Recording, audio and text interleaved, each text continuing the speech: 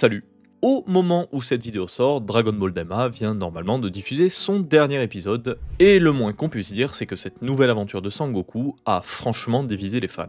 Alors, j'ai pas forcément d'avis sur Dragon Ball Daima, déjà parce que j'ai vu que la moitié de la série, faute de temps, et ensuite parce que je pense qu'on en a déjà suffisamment parlé sur les réseaux, donc je ne sais pas si je prendrai le temps d'analyser un jour cette série. En revanche, Dragon Ball Daima soulève quand même un point qui est assez intéressant, comment les mangaka parviennent à rebondir après un succès retentissant.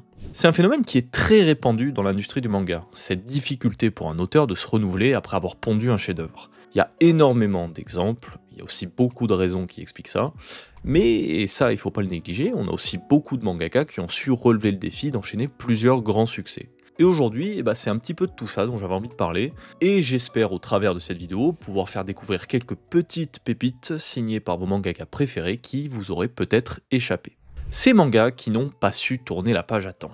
Ce problème n'est évidemment pas le propre de la bande dessinée japonaise, mais ça a particulièrement touché les mangas cultes de notre enfance. Alors, on va pas incriminer Toriyama, paix à son âme, parce que c'est vrai que dans le cas de Dragon Ball, la situation est un peu plus compliquée et c'était plus vraiment de son fait, mais il est clair que la licence n'a jamais su véritablement se renouveler. Et ça, c'est hyper dommage, surtout que quand on parle de Dragon Ball GT, cette série propose un renouvellement qui est bien plus cohérent que tout ce qui s'est fait par la suite. On avait par exemple le retour en enfance de Sangoku pour réduire un peu sa puissance, qui permettait de mettre en lumière d'autres personnages. Ça, par exemple, c'est une super idée. Ça a évité une surenchère abusive d'ennemis toujours plus balèzes. Ajoute à ça que Shenron, l'antagoniste qui était lié au Dragon Ball, là aussi c'était brillant. Et je ne vais même pas parler du SSJ4, qui est tout simplement la meilleure transformation de la saga selon moi. En bref, Dragon Ball GT avait finalement tout pour réussir. Une nouvelle histoire qui respectait l'ADN de Dragon Ball tout en apportant du neuf. Malheureusement, la réalisation n'a pas franchement suivi, le rythme est lent, certains arcs sont grotesques, et ça c'est franchement frustrant.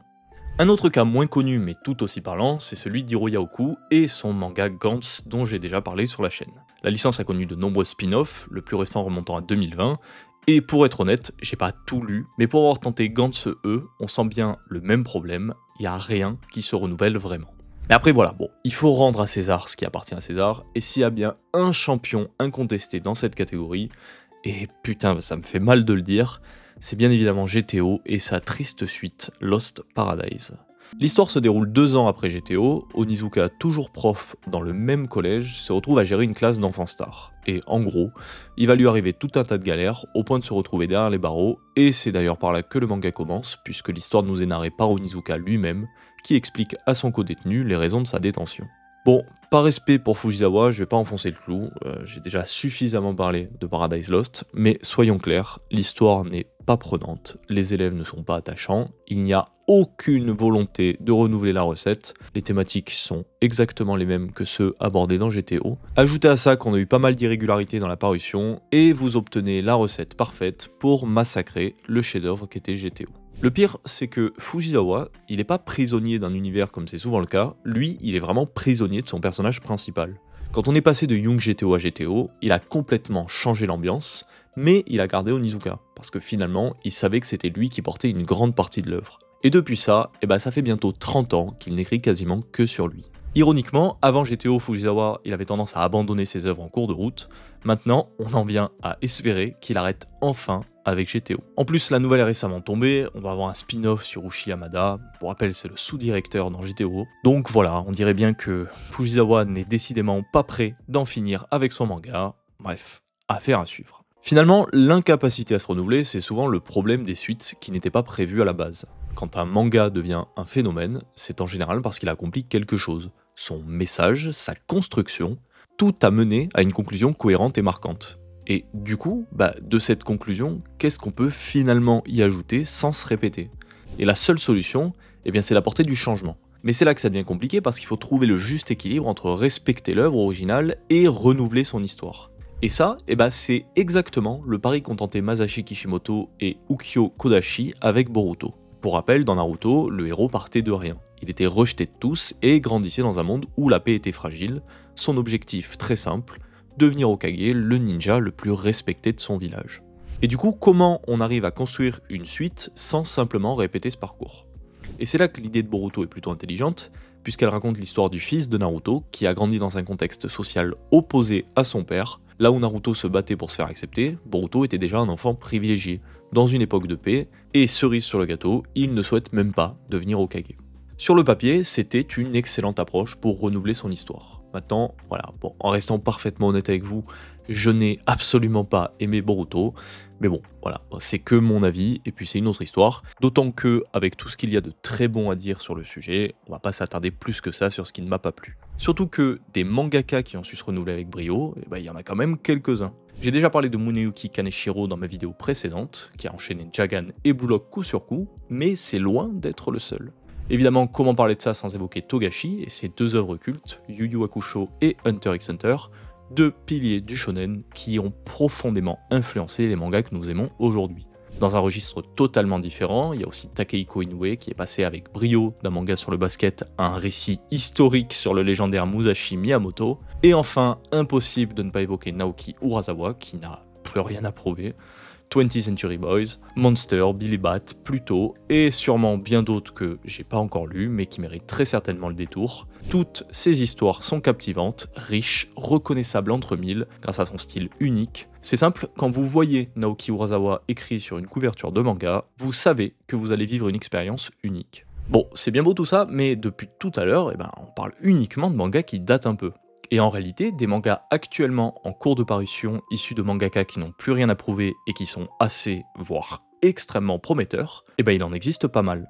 L'un des plus connus, c'est Shujin X de Ishida, le papa du manga Tokyo Ghoul. Le manga nous raconte l'histoire d'Azuma Higashi, un jeune garçon qui manque cruellement de confiance en lui et qui, pour sauver sa vie, va être contraint de devenir un Shujin, un homme aux capacités surnaturelles.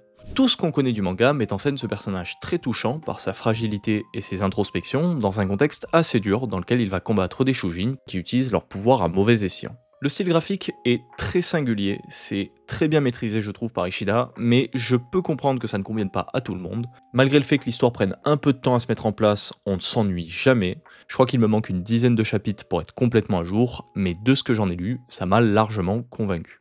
Dans un registre un peu différent, mais qui commence lui aussi à compter beaucoup de chapitres, on a également Tsugai de Hiromu Arakawa. L'histoire est celle de Yuru, un jeune garçon qui vit dans un village reculé dans la montagne. Dans les premiers chapitres, on est certain que l'histoire se situe à une époque éloignée de la nôtre. On voit Yuru chasser, rigoler avec des villageois. Et puis, soudainement, son village est attaqué par des hélicoptères. Bref, je vais pas vous en dire plus parce que les premiers chapitres sont pleins de surprises et ça serait dommage que vous ne les découvriez pas par vous-même. Tsugai est pour moi le retour le plus convaincant de la mangaka depuis la fin de Full Metal Alchemist.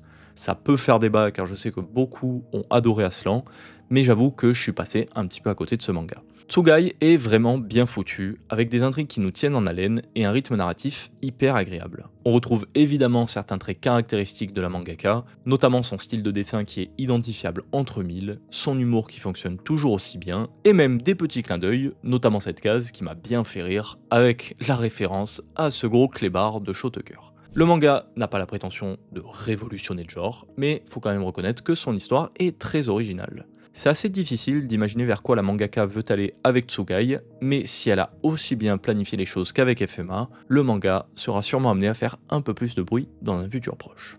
Et d'ailleurs, un autre manga qui va assurément finir par faire du bruit, c'est Versus, le tout nouveau manga de One. C'est fou la capacité qu'a ce scénariste à se renouveler tout en gardant la même idée, celle d'instaurer un rapport de force complètement inégal dans ses histoires. Versus, pour ceux qui auraient raté le lancement, c'est une histoire qui se passe dans un monde où les humains se font massacrer par des démons depuis plusieurs générations. Proches de l'extinction et complètement dos au mur, les humains vont tenter une ultime tentative pour terrasser les démons. Envoyer 47 héros vaincre les 47 seigneurs démons de l'armée du roi des démons. Évidemment, ça foire complètement, tous se font massacrer à l'exception de Halo, le héros du manga qui sera secouru par son grand frère Zevi.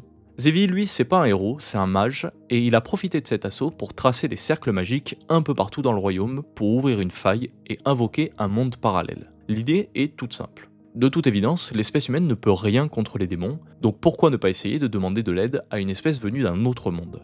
Problème, il y a 12 civilisations humaines issues d'univers parallèles qui eux aussi ont eu la même idée au même moment. Les 13 mondes ont donc fusionné, Et alors là, c'est vrai qu'on peut se dire, bah c'est génial, puisque ça fait plus d'humains pour battre les démons. Oui, sauf qu'en fait, les 12 autres civilisations humaines étaient elles aussi victimes de leurs ennemis naturels respectifs.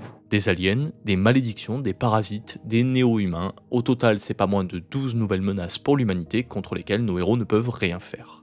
Mais de cette terrible situation va naître chez les humains une nouvelle idée. Pourquoi ne pas faire en sorte que les 13 prédateurs naturels de l'homme, qui cohabitent désormais dans le même univers, s'entretuent? Et voilà comment commence cette histoire complètement barrée, durant laquelle nos héros démunis vont chercher à jouer les entremetteurs pour que leurs ennemis respectifs se tapent dessus. Pour le moment, on a seulement 2 tomes en France, mais je trouve vraiment que Versus a un énorme potentiel. Déjà, c'est hyper drôle. Encore une fois, One a réussi à pondre une histoire méga originale et complètement barrée. J'ai vraiment adoré ma lecture, je veux pas trop m'avancer parce que c'est vrai qu'on a que 2 tomes, mais c'est vrai que si le manga continue dans cette dynamique, il y a un gros potentiel d'adaptation en animé, je trouve que le visuel du manga s'y prête super bien, sachant qu'en plus l'histoire promet quand même énormément d'action. Bref, si vous aimez One Punch Man et Mob Psycho, je vous conseille vraiment d'aller lire Versus, c'est un très gros coup de cœur de mon côté. Et enfin pour finir, impossible de ne pas parler de FreeQuest, le tout nouveau manga de Renaud Lemaire. Alors, cette fois-ci, Renaud Lemaire est scénariste. Il a confié des dessins à Néo, un jeune mangaka français. L'histoire est centrée autour du personnage de Théa, une jeune fille très intrépide qui rêve de parcourir le monde. Théa n'a jusque-là connu que Little Iceland, sa petite île natale. Mais la rencontre avec un jeune garçon au pouvoir très étrange va finalement précipiter son départ. On a pour le moment qu'un premier tome, mais ça s'annonce là aussi très prometteur. On retrouve une nouvelle fois l'amour de Renaud Lemaire pour le genre, les dessins de Néo sont très bons, ça se lit vraiment tout seul, c'est pas prise de tête, les intrigues que nous délivre ce premier tome nous accrochent tout de suite. FreeQuest n'a évidemment pas les mêmes ambitions que Dreamland. Renaud Lemaire a d'ailleurs déclaré que la série devrait normalement pas dépasser la dizaine de tomes, mais j'invite vraiment tous les fans de Dreamland à se procurer ce premier tome pour se faire un avis, parce que malgré son absence au dessin, on reconnaît tout de suite l'ADN de Renaud Lemaire. Et ce qui donne l'impression que ce manga fonctionne aussi bien, c'est que FreeQuest est avant tout né d'une idée spontanée de son auteur. Renaud Lemaire a déjà suffisamment à faire avec tous les projets qu'il gère en simultané, mais il n'a malgré tout pas pu résister à l'envie de nous partager cette nouvelle histoire. Et finalement, est-ce que c'est pas ça la clé qui permet au mangaka de se renouveler? Cette seule volonté de partager une histoire sans aucune autre forme d'intérêt. Je pense que la difficulté lorsqu'on connaît un succès aussi important que certains mangaka dont on a parlé, c'est d'arriver à continuer à s'écouter sans jamais se laisser influencer par cette nouvelle notoriété.